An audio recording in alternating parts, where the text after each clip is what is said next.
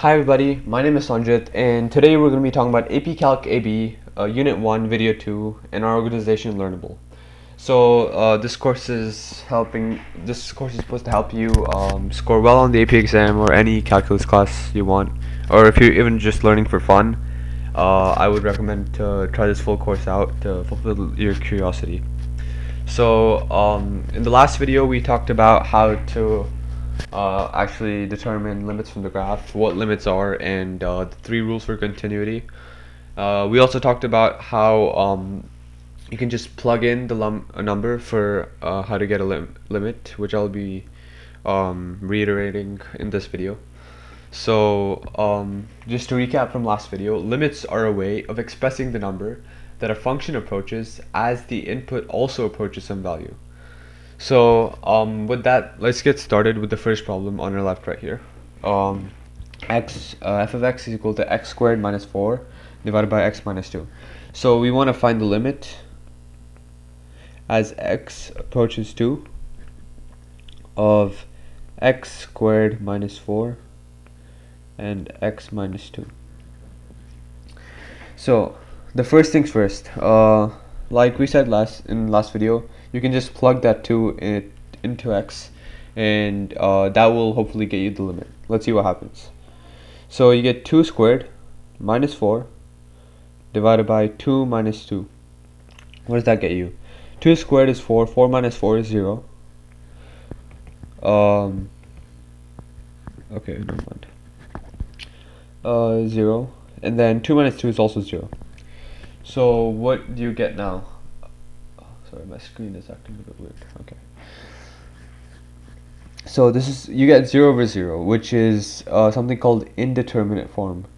Indeterminate form. This just means that you have to basically solve for the limit again by actually using a few tactics to simplify the expression, so that you can plug in that 2 into the equation and actually get the limit. So I'm going to show you how to do this. So let's get started with the actual way. So when it's in indeterminate form, you have to use your math skills to simplify the expression. So how do you simplify this expression? So let's start off the problem. Limit as x approaches 2 of this problem over here. So if you want to simplify this, let's just break this up. So let's break up the numerator first. The numerator will just be x plus 2 times x minus 2, right? If you multiply it together, you'll get x squared minus 4. And the denominator is just x minus 2. So you get over here the limit of x plus 2 times x minus 2, and then divided by x minus 2. So as you can see here, if you noticed, we have the same terms on the denominator and the numerator, so we can just cancel them out. So we can cancel out x minus 2. So once we do this, we'll just be left with x plus 2. So once we carry on with this, we just have to find the limit as x approaches 2 of x plus 2. So now you can just plug in 2 into x, and what will you get? The limit as x approaches 2 is equal of x plus 2 is equal to 4, since 2 plus 2 is 4. So that's basically how you do it. You just simplify it. In this case, we factored x squared minus 4 into x plus 2 and x minus 2, and then we just cancelled out the x minus 2 that was there on the numerator and the denominator. So this is how we solved the first question.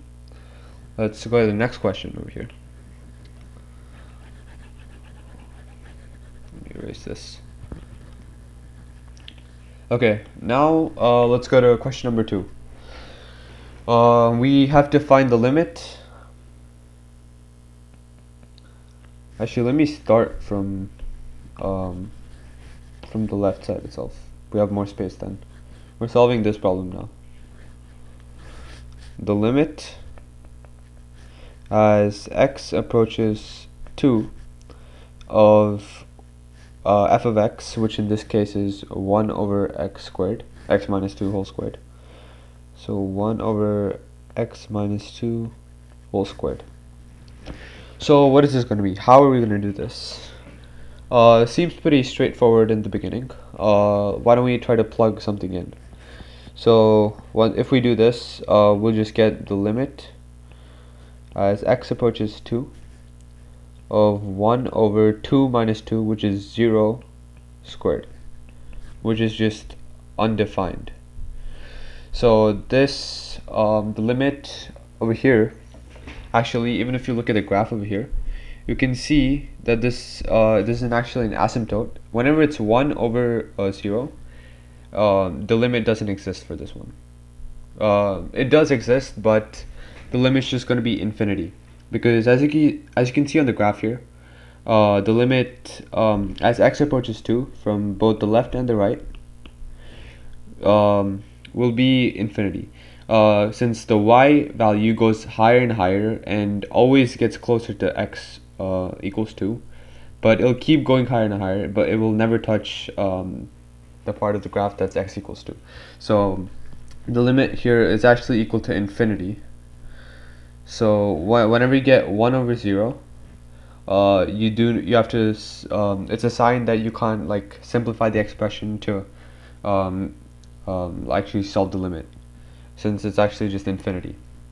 You also have to use, if you want to make it easier, you can just graph it yourself, and you can see, you can graph it, or you can also just plug in points closer to 2. So like from 0 to 2, let's just find the trend, and in this case it'll always be increasing, and from also 6 to 2 or 4 to 2, whatever you want to do, you can always see that as it's going from 4 to 3 to 2, the y value is always increasing way higher.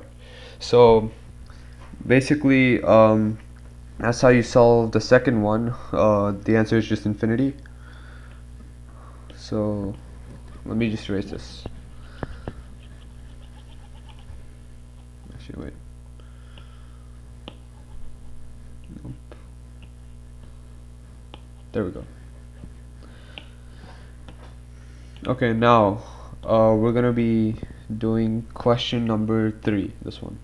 Let me just write the answers over here on top, just in case.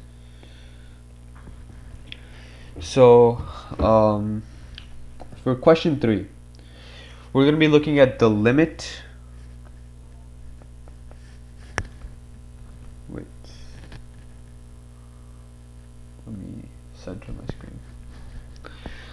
As x approaches 0 of f of x, which in this case is x squared minus 16 over x plus 4. This is kind of sloppy, but let me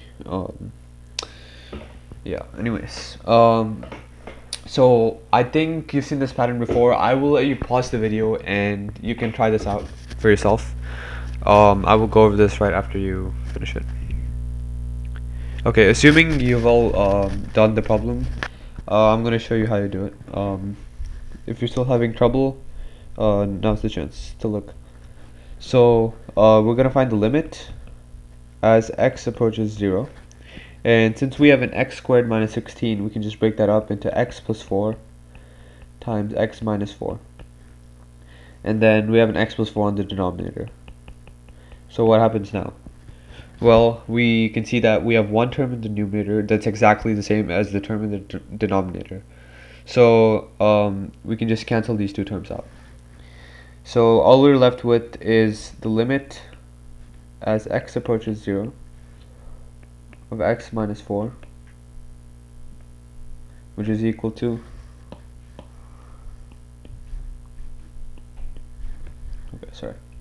which is equal to you can just plug in 0 for x, and 0 minus 4, which is just equal to minus 4. So it's actually pretty straightforward how you do this. It's pretty straightforward since all you have to do is plug in the number or just simplify the expression enough for you to be able to plug in the number. So limits are actually one of the easiest topics in this course, and the more you keep practicing with it, the better you'll get at it. And I'll give you guys, I guess, one other practice problem. This time I'm just gonna erase all the graphs. Let me just do this. Clear this. Clear the graphs. Okay. Now I'm gonna start giving you a problem. Okay. There we go. Okay. Now I want you guys to find the limit. Excuse me, why is my pen not working?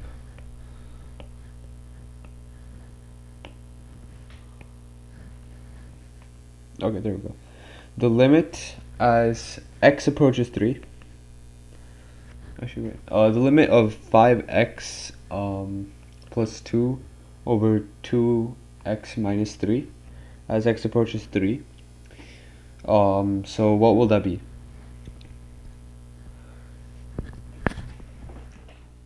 Let me center it. There we go. So first, what do you want to try out? Let's just try plugging in first. Let's see if that works. If you plug in 3, what will happen? So if you plug in 3, you'll get 5 times 3, which is 15 plus 2, 17. And 2 times 3, which is 6, minus 3, which is 3. So you get 17 over 3. That's actually pretty straightforward. We got an answer immediately. Let's try another one. The limit as x approaches 3 of let's see, x squared minus 9 divided by x plus 3. So what do you do here? Here you just have to, let's try plugging in first. 3 squared is 9. 9 minus 9 is 0. And 3 plus 3 is 6. Which is just 0 over 6.